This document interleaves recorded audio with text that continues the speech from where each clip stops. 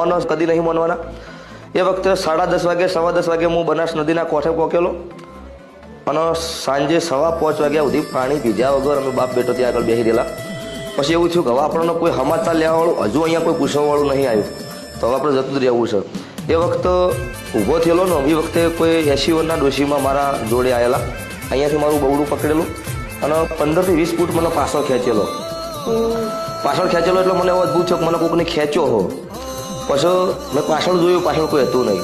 એટલે એ વખતે આપણે એવું થયું કે કોઈ આપણો મનનો વિચાર આવો આવ્યો છે, કોઈ જળજળાટ થયો હો કે કોઈ માતાજી છે ભગવાન જાણો।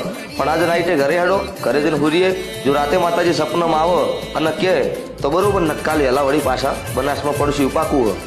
રાતે ઘરે આવે, હોજે 6 વાગે ઘરે આવીને હું રાતે હુર્યા એટલે રાતે 3-4 વાગે માતાજી સપનામાં આવ્યા અને જે બનાસ નદીના કોઠે ડોશીમાં આવ્યા હતા ને એ ડોશીમાં એટલે આખું રૂપ મને નહીં દેખાતું, એમનું માઠડી દેખાય, હાથે માઠડી પહેરવા હોય ને અહીંયા હાથે આવ્યો એમનો। હું કહું ઘરે આવો, હું તમે કોણ? એ વખતે મને એ ડોશીમાં એ માતાજીના રીત પ્રમાણે કહેવાય કે માતાજીએ મને એવું કીધું હતું હું કાળું હીરાની મેલડી માતા છું, એટલે બનાસના કોઠે હું તને લેવા આવેલી છું અને તારે અહીંયા જૂના ડીસા છોડ દેવાનું છે, રાણપુર રહેવા જતો રહો, તારા આડુનું જો મકાન છે ત્યાં આગળ જતો રહો, ત્યાં આગળથી હું તારું સારું પોઝિશન લઈશ ને તારી સારી વેળા બનાવીશ।